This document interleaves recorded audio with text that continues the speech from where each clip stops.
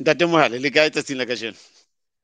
O tsebe hwa o tona mpa diqhashaletse ke khotse moroko ebile kotli ka lengwe lefatshe ke leboela tlhompho e kana kana. Ke nna ke leboelang tlhompho e kana hobane kajeno tau e kopane le kwena. Empa ha ke tsebe ka re tau hangata ke yona e ka sehlohlolong kapa ke inepile. O e nepile wena ngwaneso e bitswa morena wa dinaha.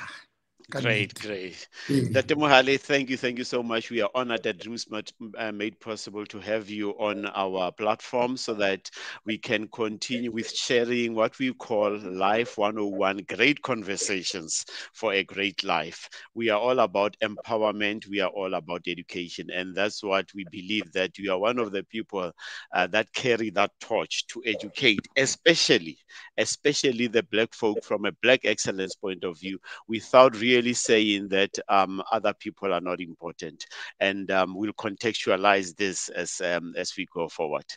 So, Ntate Mohale, let me not pretend that I haven't met you before. So I was honored to work with you at Shell, and I must say I was honored for you to give me the opportunity for mentorship, especially in 2018, 2019, and then COVID came, but we continue to touch base because technology allows us, like it does allow us today.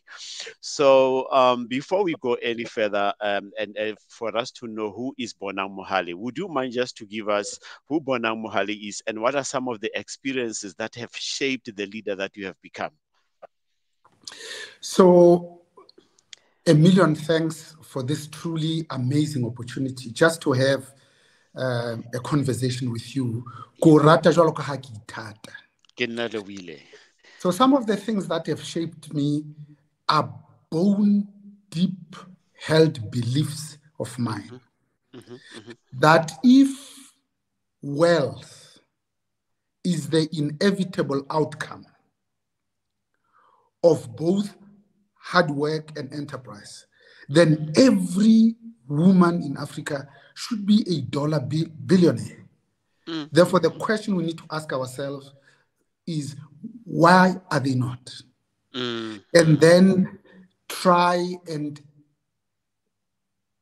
internalize this so that we can come up with plans to be able to mitigate this. Because I'm a product of a woman, and so are you. And we know that when we put a smartphone in the hands of a woman, not only does the education, nutrition, and health of their own children improve, but of the entire society and the community from which they come. Therefore, when I look at myself in the mirror, the people who work with me closely say that I'm a change agent. I'm a social justice activist, and I'm a defender of democracy. Those are the bloods that course through my veins, because you can't be a South African in this country, in this context, when so many of us dare to hope that joy and peace will prevail, and not be an activist, because we are from a painful past. We are shaped by trauma. We have been chiseled by fire. And therefore, 29 years into democracy, it's no accident that poverty still has primarily a black and feminine face. Therefore, our job is to take our cue from our constitution. That's why we say it's the best in the world, by saying the opening words say, we the people. My words, not the politicians. Therefore, if South Africa is going to work, it is because we as South Africans have decided that we'll make South Africa work. Mohulwane. And it is possible indeed, Ntate Mohale, for us to make it work. And I will come back to this so that you can help us unpack it. I like the three roles that you mentioned, that people say you are a change agent, defender of democracy, and you seek social justice. you spoke about where we come from as a country, and that's why maybe those roles. But when you look at your youth time and growing up as a young man, what could have been the experiences personally that touched you, or those closer to you, that led you to say, I'm taking this upon my shoulder? Because just to become a social agent, because people look up to you. So I am defined by the fact that I'm from a family of 7, 5 girls and 2 boys. But I'm bang in the middle as the 4th child, but the first son. My other brother is number 6, and the last born is a girl. Therefore, it's 2 boys, 4 and 6, and 5 girls, 3 that are older than me. But ka Sesotho, ngwana matsibulo ke thakantatae. Therefore, the firstborn son is your father's equal. In the unlikely event that something happens to your father, the family looks at you, even if you are 12. That's why during the Pharaoh days, we had Tutankhamun, who was a youngster. That's why in Eswatini, King Swati III had to stop his studies when he was in England. When his father, King Sobuza, passed away, to say studying is important, but it's more important for you to come back, abandon your studies, come to the real MBA of life, and lead your people. There's a council of elders. You will sit under the Amarula tree. You will learn as you do, rather than theoretically from a book. That's why the job of leaders is not to produce followers. But to produce other leaders. That's why there's an African adage that says, the product of an apple tree, it's not the fruit, the apple itself, but another apple tree. That's so profound, Tate Mohale. And let me just pick up on your story. From what I have learned, heard, and known about you, you lost your father when you were 17. Now, based on what you have just articulated, did you then find that responsibility coming to you to hore obe takantatao at that point? I had no choice. Talk to us that. I had no choice. So I wake up one day, my father was healthy, my mother is in the house, blessed to have both parents, because most of us don't. Correct. 6 million young people of 65 million South Africans don't know their fathers. 10 million young people are not in employment, education, and training. 8.5 young people are unemployed, loitering, twiddling their thumbs. I grew up in a stable family with a mother and a father. But at 17, this world gets shattered. I lived in a 4-roomed house in Katlehong. Even though I was born in Benoni, we moved probably when I was 6, if I calculate back. And my world has stopped. And I have my mother and my other 6 siblings. I knew at that moment that I've been prepared for this role. Because when I was young, I was selling oranges. I was selling apples in trains. I bought my first camera, Halina 1000, took photographs. The cost of the photo itself is 50 cents. That's what I would ask as a deposit. Go and process it at Frips and stands, and it took a week, 7 days. Yes. Then you get back your photographs with a 36 exposure at that time. You give your customers back their photographs. They give you the remaining 50 cents, which today I understand is your margin. So because I was already independent, my parents stopped buying me a pair of socks when I was in standard 4. I apologize. In our days, it was standards, not grades. Yes, which is grade 2 today. Yes, absolutely. We did metric, and we did standard 6. Yes. So with that preparation, I now own a bicycle that I bought from Ellerins. I can reach further. I can do more functions birthdays, weddings, sometimes even funerals. I don't know why people want photographs of funerals, but that's what I did. But I took my camera with me every day when I went to school. During break, during tea time, people would pose. 80% of my customers were women for some reason. So I get prepared for this. I then, 1981, decide to go and study MBBCH at Wits University because I wanted to become a doctor. Even that is informed by the fact that coming from Katlehong, we are inspired by both Dr. Mzamani, both Dr. Paleng, both Dr. Matsipa. These are the people who live in the biggest houses. They drive the biggest cars. I can still remember a Jaguar S-Type V8 with 2 petrol tanks driven by these clinicians. And I said, I want to do the type of course that will give me the most amount of money in the shortest period of time. Unfortunately, it was 6 years of study, 7 years of internship of housemanship. And that's what I thought I wanted to do. That's what I told Professor Philip Tobias when he interviewed me to say, why do you want to become a doctor? I said, because it pays the most. He looked at me and said, you are it. Because I listened to horror stories. People telling me, I want to be a doctor because I want to alleviate pain and suffering, boil the ocean and save the world. You are the first honest person I've ever interviewed. You are in. And of course, at that time, Wits was a white university. You needed special ministerial consent to study at Wits because the apartheid government had said, if you are black and you are ambitious, you want to become a doctor, you must go to the University of Natal, Wentworth, black section. But because there's many of you, we'll build one just for you, called the Medical University of Southern Africa, Medunsa for short. Medunsa, But funny enough, my parents told me that I could be anything that I wanted to be. The way they treated me, engaged and interacted with me. And I said, I want to compete with absolutely the best. I'll go to Wits, not anywhere else. And only in April, 27 of us had applied.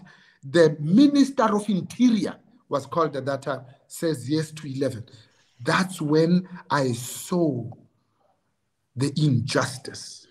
That's when my imagination was honed, that some of the people that were refused had better grades, came from better homes than I, and I started wondering and asking myself, but why am I in and they are not? Hence the social justice activist. So accelerate very quickly. Now I'm 17. I've got my mother to look after and my other siblings, including the 3 that are older than me, because that's what a man does. You know, there's a wonderful part in the Bible, 1 Timothy chapter 5, that says, a man that can look after his family is worse than a non-believer. I took that seriously and I said, from today, I'm no longer a boy.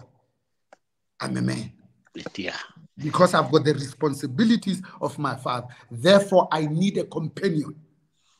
At that time, there was a beautiful, incredible, good quality human being. Her name is Susan. I went to her and I said, would you marry me? To cut a long story short, she said yes. That's why I got married at 17. Today, I look at her and say, when I had nothing and I was nothing, I looked you in the centerpiece of the pupils of your eyes and said, would you marry me? And you said yes. What were you smoking? And she laughed. She absolutely laughed. But this, Ntate, is the best decision I have ever made in my entire life. Because if I didn't get married to Susan, I swear I would be in prison by now. Wow. No, that's a powerful story. And it just shows that the passing of your father and how you approach the situation at that point and deciding that it's going to give you the energy and propel you to look at ways how you're going to change your life, but also for your siblings, and ultimately Mesusan in the picture. And that is what Ntate Mohale, on this platform, on this podcast, we would like to encourage people to take such stories so that they can craft their own journeys and become a better person. Because you could have chosen to become a better person because you lost your father. You could have decided to say, God, where are you? Why am I losing my father at this point? But you decided to take the right decision for you to move forward. Now, one thing that I'd just like to ask about you getting married at 17. My understanding at that time, and even now, you would still need to get the permission of your parents, which I came to believe that you did. But what I want to clear is, didn't your father or mother say, Bonang, did you smoke something stronger than grass at 17? How did that conversation go? Of course it did, because I accelerate forward now. I'm now left with my mother. Yes. And I'm sharing this with my mother. And mothers, they are very extroverted. They don't hold it in quite nicely. So the first time I broached the subject, she was holding Ribisa Fatuku. Yes. And she struck and lashed across my neck. I ran through the door for my own safety. Because she was saying, how can a child still wet behind your ears talk to me about marriage? But I persevered over a few months until she realized that I was dead serious.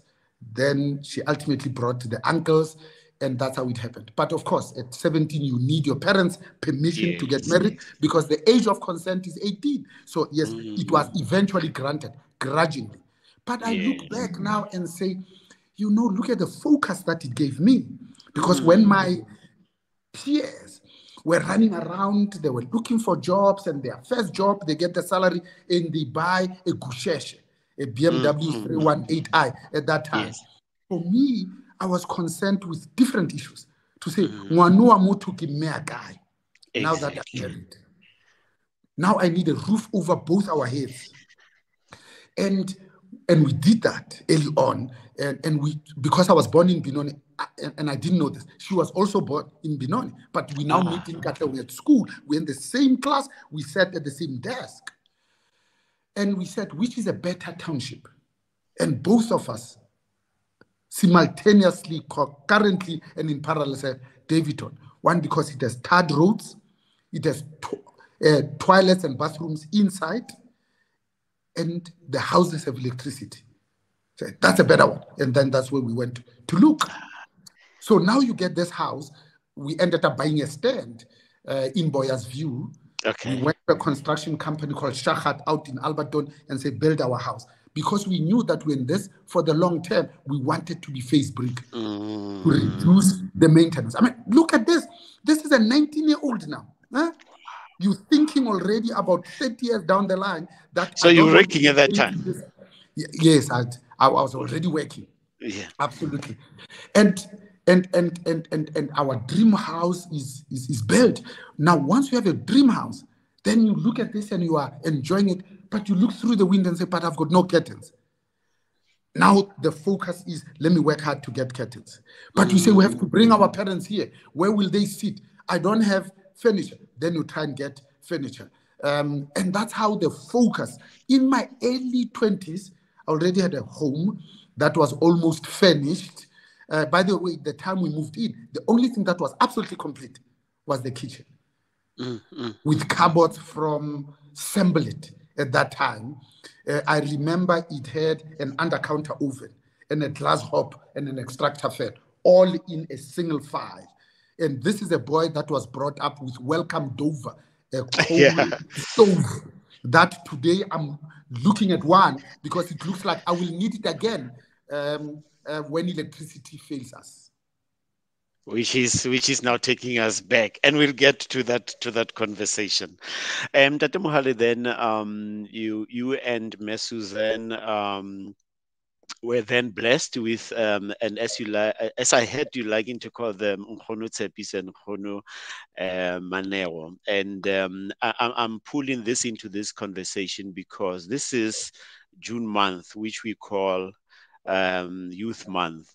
And, some of the organizations that I work with and for are using this month as part of fatherhood to talk about the importance of fatherhood and in raising children.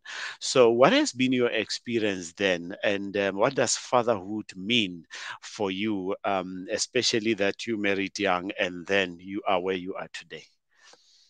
You see,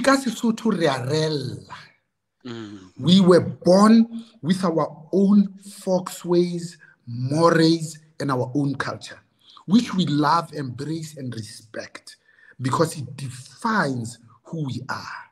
Yes, we aspire for better, but not at the expense of what shaped us. So when you are newly married, you know that, especially your firstborn, it's not up to you to name them.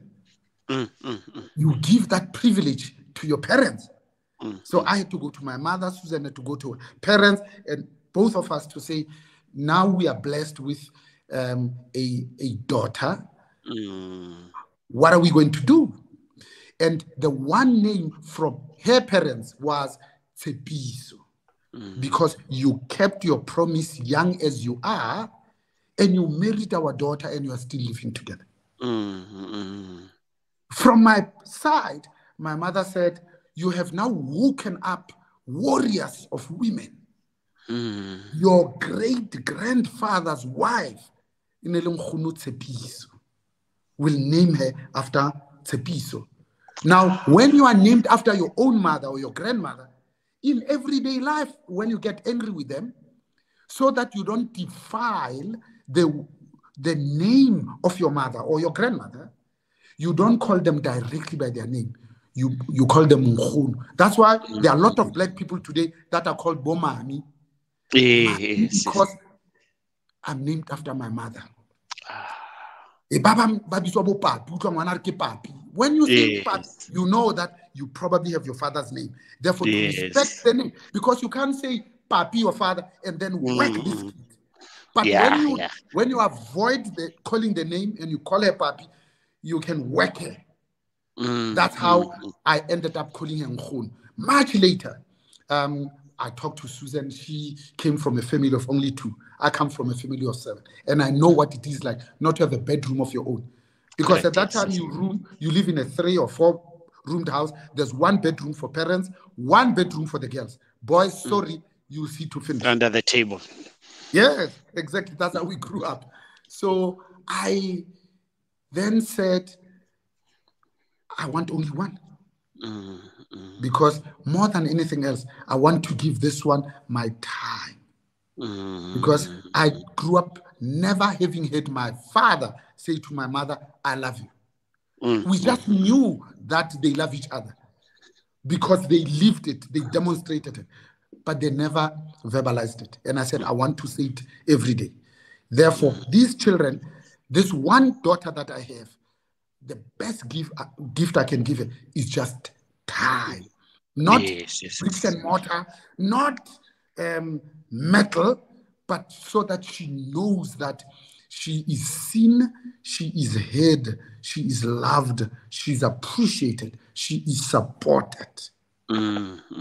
Susan said, no, I'm from a family of 2. Of course, I want 7. So we argued for a long time. That's why when Mkhunu Maneo came, there's a 10.5-year gap between the two. Because I was adamant to say, I'm not having 7. I can't afford 7. In terms of time, not money. And until we found common ground, we then said, let's try one more time. And if this thing that we're bringing looks normal, then we call it quits. Yes. And now I look back and say, but why didn't I have more? Because you know, when you don't have, the people who don't have children, they don't know what is it that they are missing. Let me end by saying, now I look at myself, even my language, my diction, my pronunciation, I learn from these 2 divine ladies. That they say that you can't say development, it is development. Yes. You can't say yard, it's a yard. You know, you can't say broccoli, it's broccoli. Broccoli, yes. Yes. But on a much more serious note, as I end, these two daughters of ours have taught me the intersectionality between race, gender, and class. Because one day I went with the little one and I was addressing a public meeting and I said, "Good morning, ladies and gentlemen." And they gave me a standing ovation. And I went back to her, looking at her, and I thought she will be saying, "Well done, Dad." She says, "Dad, you know, the good Lord didn't only make them male and female. There's also everything else in between.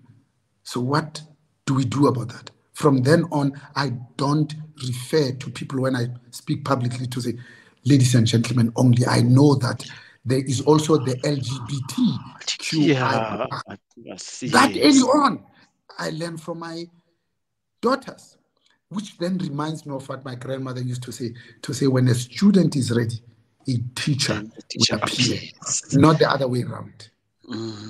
That is so powerful, Ntate Mohale. I remember listening to Reverend T.D. Jakes, and he was making a comment that, as your children grow up, the tables turn, they start to raise you.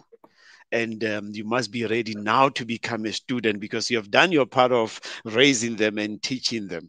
But now, when the tables turn, be open-minded and appreciate what they can do for you. And also from this conversation, just what you said, because we have got different responsibilities, and wherever that I would go as well, I think that is the lesson that I'm going to take, taking into consideration that we are not restricted to ladies and gentlemen only. Exactly. That is so powerful, Dr. Mohale. That is so powerful. Now, let's change gears a bit. I personally regard you as an ethical leader, and a leader that brings about change. And if I borrow from John Maxwell, he says organizations grow up to here as long as the leaders grow. If leaders grow up to here, organizations will come here. But if leaders continue to develop themselves, the organization also. So the organization will never surpass. I don't know if he uses the word never, but he simply says it won't. The organizations won't be bigger than what leaders are. So on the basis of that, I have been, as I said at the beginning of this conversation, I have been fortunate to work under you at Shell, and I have seen what you have done in terms of giving young people a chance to even assume big responsibilities. And I was asking myself, what is it? How can he trust people that do not have much mileage on this journey of leadership? So my question is, when you started working, what are some of the experiences now from a people leadership, that have shaped you to be the leader that you have become to people in organizations, in boardrooms where you now occupy, and in other areas of life where you assume the leadership role? Language is important. So I worked with you. You didn't work for me or under me. Super. Language is important. 2, you can't be black in South Africa and not appreciate the huge disparity in equity and poverty. You can't be a black South African and not be an activist, because this hits you between the eyes every second of your living hour. Therefore, when you get to organizations, you then say, "It took me 20 years to be here. Imagine if I only shared my experiences with these young people, so that maybe, just maybe, it might take them 5 years." Yes. Lastly, you then say, "I know the struggles I had to go through. What is it that I can do as a moral obligation?" Nothing to do with them. To make sure that I ease their path, so that I lift as I rise. Yes. Because nature is a wonderful metaphor for life, but also for business. Thank you very much. So Lift that's as how you the rise. book was born, because it says, You can't look at yourself in the mirror and be happy that I'm the only one in the room, in C-suite, in that meeting. You say, but I was born with other children that work harder, are much cleverer, and are more focused than me. Therefore, I'm the lucky one. Therefore, how do I come up to meet this responsibility of lifting as I rise? Now, to answer your direct question, is leadership. We use it interchangeably and sometimes glibly with management. Of course, management is about the effectiveness and efficiencies in climbing the corporate ladder of success. Yes, it's about getting things done through other people. But leadership is about being genuinely obsessed with the development of others. It's counterintuitive. The Japanese say, before you become a millionaire, make somebody else a millionaire. Wow. Wow. The word work in Japanese, that concept does not exist. When you translate it loosely, it says, I am part of something. That's why the Japanese are so proud. Because when you work, you say, I have been accepted to be part of building something that is greater than me. Therefore, leadership is never self, always the other-centered. Leadership acknowledges that together we can accomplish more as a society, as a community, as a people with great natural endowments. Leadership says, of course, together we must have some sort of a compelling vision. Yes, we must demand of ourselves selflessly to give. But it says the effect that the leader has on any organization, entity, country is more than 40% of that organization's results. That's why John Maxwell says, when you are a leader and you come down in the operations, in the riffraff, in the mud with your people have nowhere else to go but to go underground. But if you are a leader and you hope to go to the stars, your people go to the roof of the company because you lift them as you rise. But if you say the stars are not sufficient, I'm going to shoot for the moon, then your people will come up to the clouds. Yes. You lift your people by how you allow them and you give them space to be themselves, to express themselves. Because as I end, it says, if my leadership can be challenged, then I'm a questionable leader. It says, I can't be the only one who's the cleverest in the room. I can't be the only gifted one. It says, I've just been given the position. Therefore, how do I harness the force, the impetus, the collective thought processes of people that are richer than me, more educated than me, cleverer than me, so that we accomplish that which on my own will take me inordinately long. Leadership accepts that you're not the biggest in the room. You are only the one with the title in the room. How then do you use this title to unleash this potential? You liberate people to be themselves. You guide, you counsel, you coach, you hold by the hand. My grandmother says, when you give money, you give a lot. When you give time, you give much. But when you give of yourself, you give everything. Therefore, I went into the world of work, not only prepared to lift as I rise, but to risk it all. To say, I know that there's potential in all of us, because nobody gets born as an MD. You can't learn to swim just by reading a book. At some stage, you have to dip your big toe in the water. A doctor is not what you are when you graduate. It's what you become once you start practicing. When you ride a bicycle for the first time, you think, I'm going to fall and break my neck and die. But after the 27th attempt, you ride it, you leave the handlebar.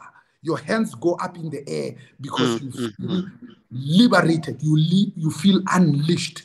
Everything that we do for the first time looks and sounds cumbersome. But when you're given an opportunity to practice it, and we learn more from those things that we don't get right the first time than from those that we do. So somebody has to trust in you. Somebody has to believe in you and give you an opportunity and give you the guardrails and the handrails. You will become a leader. So the potential is already there. It's like being an artist. You look at a tree and you see a face, a form, the art. You look at a rock and say, I can liberate it out of this. And then you carve it out. You saw it first. Our job as leaders is to see the potential. Because isn't it amazing that those pupils whose teachers think highly of them, they generally do better. Therefore, it starts with you believing in your people and say, I can do this. That. Wow. Dr. Mohale, that is so awesome. You mentioned one thing that I want to read directly from your book on page 11 of Lift as You Rise. And you say, as per my grandmother's expression, behold the turtle.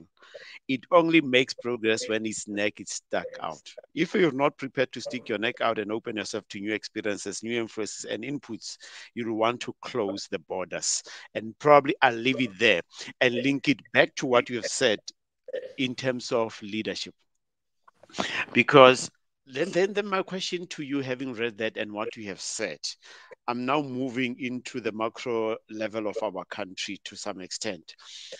Where have we missed this 101 definition that we have given? Basic, simple expectation of what a leader is and should do. Where have we missed the mark in the leadership space, political space, and other institutions? And I'm not saying everything is crumbling, but the greater part where we look to leaders every day who happen to be political leaders, things are crumbling. I don't think there's an argument about it. People can deny that there is no crisis, but we experience it daily. The lived experience of people says there's a crisis. Now, my question to you is, where have we missed it from a leadership point of view?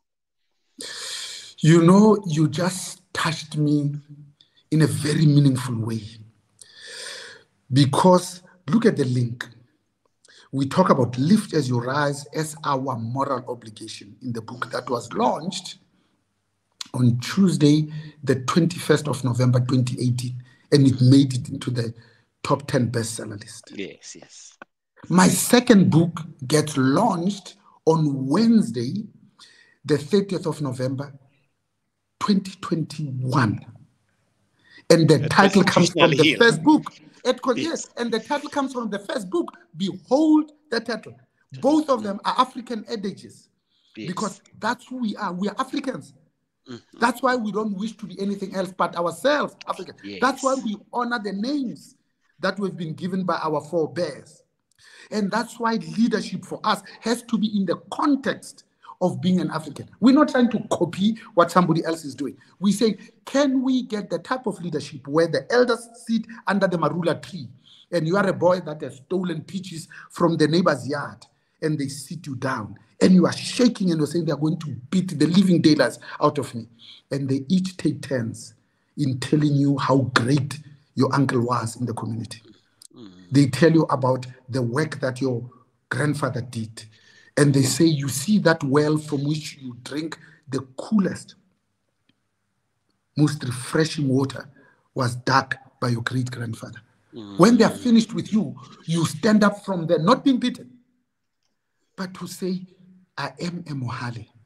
I am proud. I will never, ever again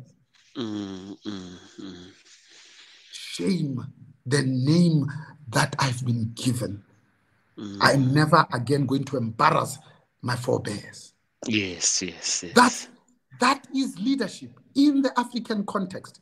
Even during our struggles, we spoke about African theology because we knew that the people who introduced Christianity to us are the same colonizers.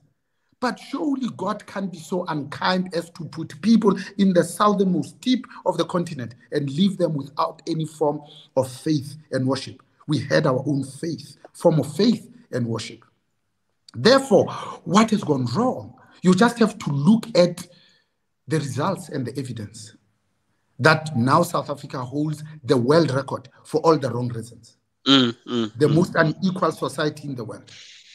The country with the highest SME failure rate in the world as an acronym for small and medium enterprise. I'm not saying micro, because micro is survivalist, hand to mouth. It's selling tomatoes and potatoes. I'm not talking about it. It also has the highest GBV rate in the world, not by a factor of 2, but 5 times the global average. We're second only to Russia in terms of suicide rate. Those are the facts. You see, facts you can't deny, but truth you can apply. That is the truth. It's like Alcoholics Anonymous. You have to start by saying, I am an alcoholic. We need to say as a country, we are in trouble. 29 years into democracy, we have not made as much progress as we thought we would. And how does it manifest? We now have inequality widening. Racism is at an all-time high. It is black graduates that are roaming the streets hopelessly. Public education has collapsed. Public health care continue to fail the poor and the vulnerable. Crucial infrastructure that we inherited from people who don't even like us, was standing, was working, is laying barren. And lawlessness has now become an epidemic. We are more afraid in South Africa that is free with our own people looking after us than during apartheid. In the Western Cape, 9 communities are responsible for 80% of the crime. 7 of those 9, the biggest employer in those 7 is the drug lords. They work for the gangs, not for government, not for companies. If you don't understand these dynamics, we will not solve our problems. Therefore, 2024 is the elections. When we look into these elections, we need to do 2 things. First, to say we have not achieved the South Africa of Rolihlahla Nelson Mandela's dreams, the South Africa we've all been praying for. Accept it and say, maybe, just maybe, when we look at the political party that will take us to our own nirvana, our own Arcadia. Because you see, witchcraft is when 5 million white people own the land. And the 50 million black people are waiting to go to heaven. So and we should ask the 4 things. Yeah, only the 4 things that we need to ask from any political party before we give them our vote. Because saying, I'm not going to vote, it's not appreciating that people died for this vote. That they risked it all so that we are free to exercise our democratic rights. Number 1 is to say, does this party have ethical leadership? That's what you spoke about. Number 2, will it focus on service delivery? Number 3, will it address my own personal safety, law and order, safety and security? Lastly, will this company, this party, be committed to transformation? Because the economic power patterns have been set for decades to come. It can be that 29 years into democracy, poverty still has primarily a black and feminine face. You just have to be born in Alexander. The chances are you just have to be born black. The chances are you are condemned to live in Alexander in an informal settlement, an area 6 square kilometers, 670,000 people. And you just have to be born white. The chances are you are destined for the leafy suburbs of Bryanston. So we need to change that. For it to change, it must look different for us to break the cycle. And you break the cycle by doing only 2 things. 1, by retaining the core. And the core is, who are we? What did we struggle for? What did we fight for? The second is, you need to stimulate progress. We can't inherit 4-roomed houses from Orlando and Meadowlands and not wish for something better for our own people. We can't have inherited the schools that in June 1976 we bent down and we struggled against because they didn't even have sporting fields. And then when we build under democracy, we build the same schools, not Victoria High or Lyre School, Bryanston, where when the kids go to watch sport, they sit on the pavilion and there's grass that is well maintained. And our matriculants, top team, they're playing on poles that they went to the forest to make with the trees that they themselves have cut, and on just open ground with no soccer boots. And yet we still produce stars that go and populate the rest of other European leagues and say we have been truly successful. Dr. Mohale, talking about the two things that we need to do, retaining the core, stimulating progress and the like, it takes me back to rebranding ourselves.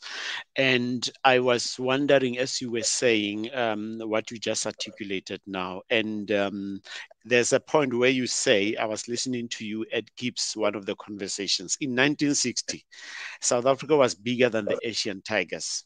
And when I look at the leadership that comes from Lee at Singapore, I'm wondering, but why are we following what I call a populistic type of leadership, where we seem to lead from a public relations point of view? When we look at South Korea, when we look at Vietnam, they, much as they might be smaller in terms of size, but I think the will of the leaders to do it. So connecting it back to what you said in terms of retaining the core and stimulating progress, what should we do over and above, or what is it that we can learn from those countries to really redefine who we are? Yes, we taking your recommendation and advice on who to vote for, but what is it that we can learn from those guys to really make things, to change things? Because I believe definitely that we can make that change. So you see, you have to love your people before you can lead them. And I like the example that you give, because Singapore is looked upon by its parent, Malaysia, and says you are a hopeless backwater, you will take us backwards, and they decide to expel them. Lee Kuan Yew looks at this and says, we only have ourselves, nobody else. We are on our own. I mean, how many times have we said that expression ourselves? Black men, you're on your own. Yes. But they did something about it. In just 40 years, here's an island that doesn't even have fresh water. The water is piped from Malaysia.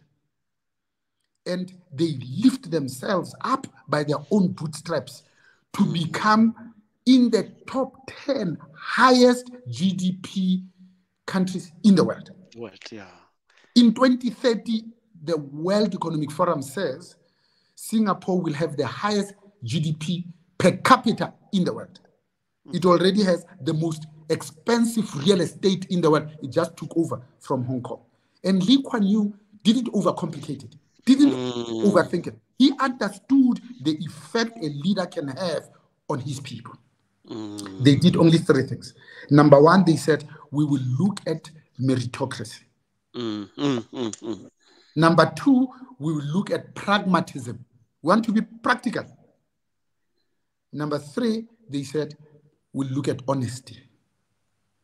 We didn't go to struggle to loot. We didn't go to war so that we can come and effect state capture.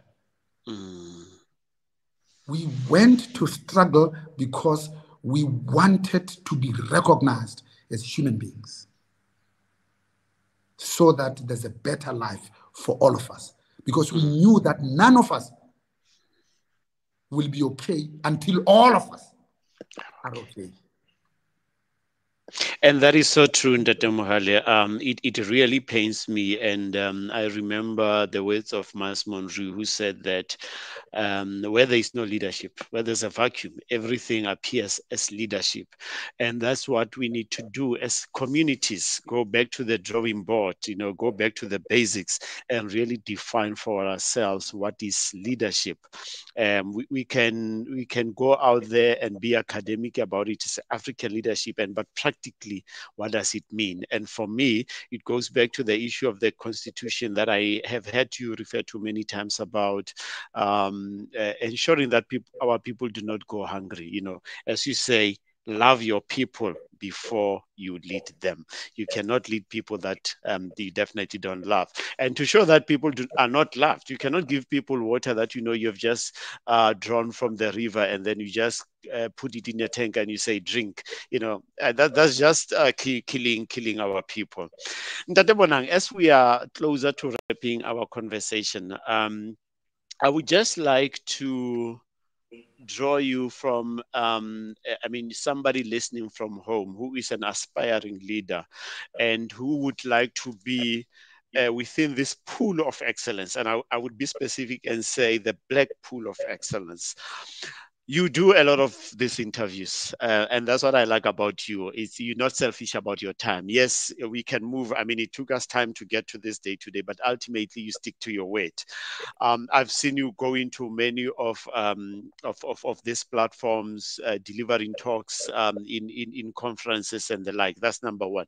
Number two, you are on a few boards. Also, you are a professor at UJ, if my information is still right, and then you've got this leadership at University of the Free State. So, in a nutshell, what I'm trying to get to is, how do you juggle so many things at the same time? And especially if we had added the fact that there's also a study that says multitasking does not work, but you seem to be effective. From my point, I don't have the vantage point to see it all, but you seem to be effective to me. And those people that in my circle we speak and your name comes, we appreciate you. What is it that you do? How do you get to do all these things? So, first, even the Bible says in the book of Proverbs, where there is no vision, the people perish. This thing called cholera should not be happening in the 21st century. Because cholera just needs two things: clean running water and a toilet that flushes. Yeah. 29 years we've been free, we can't even provide that. Yeah.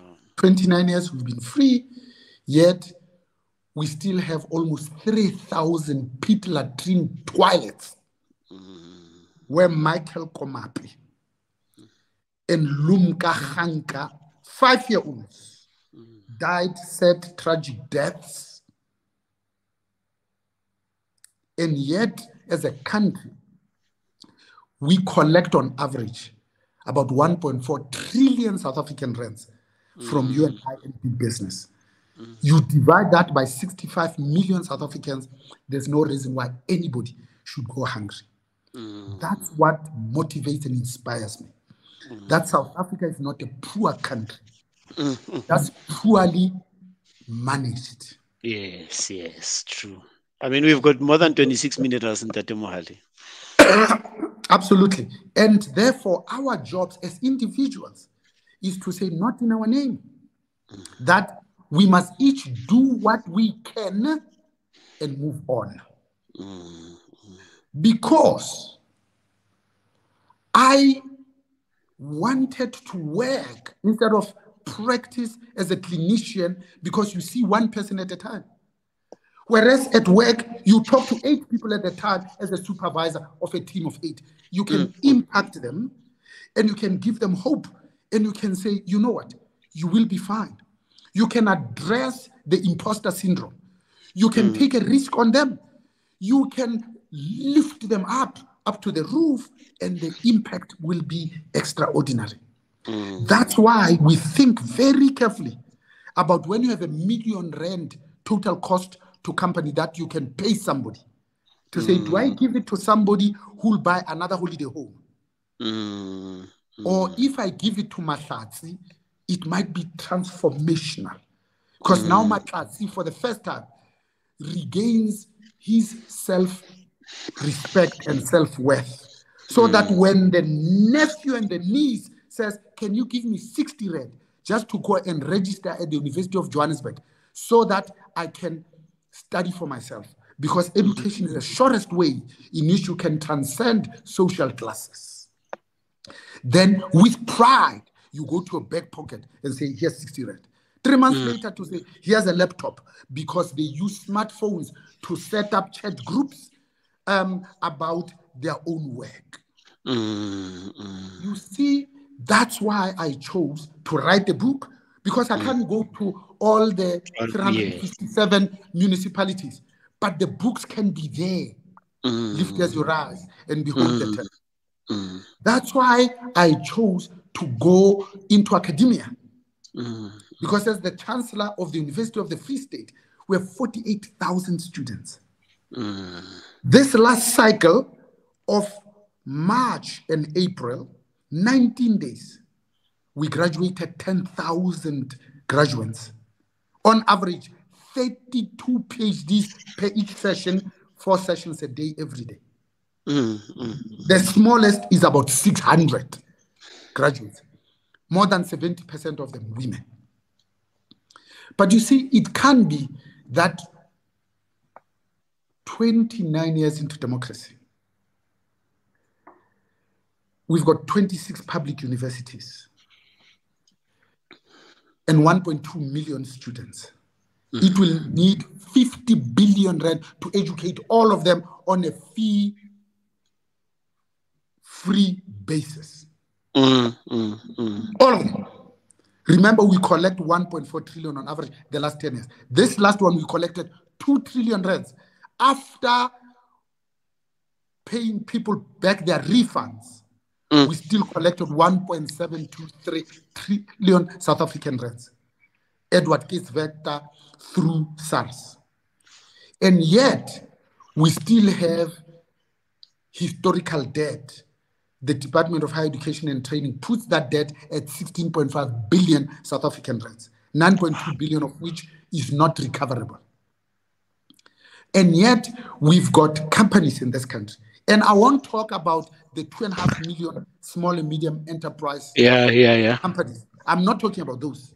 I will talk about the 1.5 million that are called medium-sized companies with a turnover of 300 million rand or higher. And I'll talk about the 400 listed on the Johannesburg Securities Exchange, on the main board and the Alt-X. And we talk about the 80 companies that hold securities in the 60 private equity firms that span across 40 countries. And we say 98% of them have something called corporate social investment in their program. All of them, in their 4 focus areas, have something on education. And we don't even ask them to do something new, but to just redirect this already budgeted for expense and redirect it to this historical debt fund. And if each company gave us at least 1 million rand, and we say to government, match this rand for rand, because it's your job to wipe off this historical debt in 1 year, would have wiped off the entire 16.5 billion. Because how does it manifest? Now we have 100,000 young people that have completed their studies. They can't graduate because they owe the universities money. Now we have mental issues. We've got food insecurity. We've got period poverty. But probably that money you won't give to the government to manage if it comes to food. There must be some structure so that the money goes to where it's supposed to go. We don't want the COVID thing to repeat itself again. Dr. Mohale, you have... Right. Thank you so much. We have already addressed the question that I wanted to address before we close, which is what is the role of business in all of this? Since you are occupying a lot of roles also in the Business Unity South Africa, I've seen also some initiative that Mr. Andre Gore was talking about that has also now been started with the government in terms of changing the face of things, because it takes that private-public partnership and ordinary folk on the street to be able to create the type of future that we deserve, not what we want, but as we deserve as a citizenry of this beautiful country at the tip of the African continent.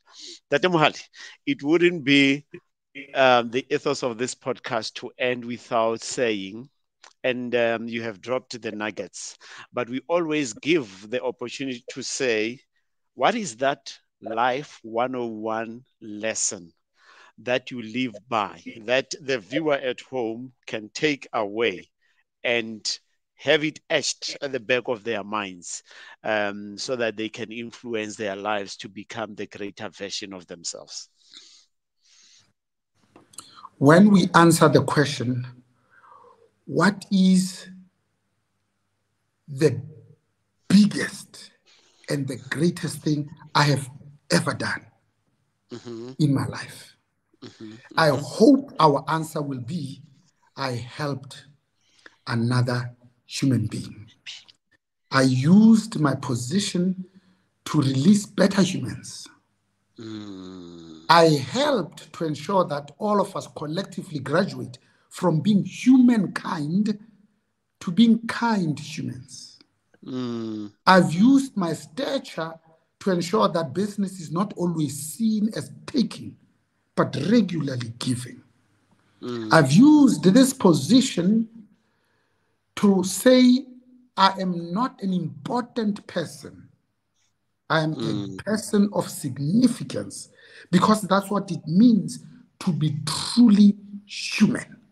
We are human when we recognize that ego is the enemy of leadership, the same way that panic is the enemy of progress, because arrogance is the camouflage of insecurity. Ke a leboha moholwane wa ka.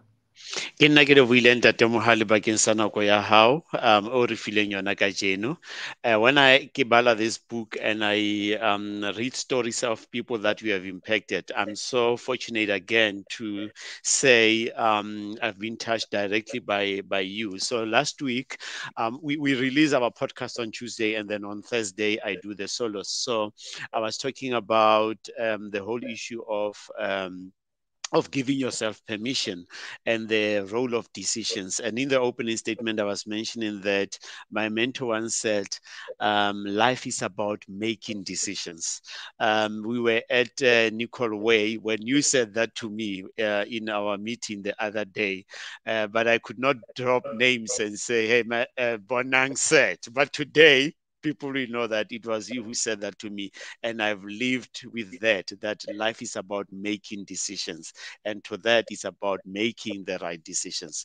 Tate Mohale, wena lapa la hao, mme Suzanne mo, bonkgono ba babedi ba ka, and everyone that you touch, we are so honored to have you. Modimo a re bolokele wena. Bakwena ba leboha, dikgomo ke tseo. Thank you that. Ke a leboha.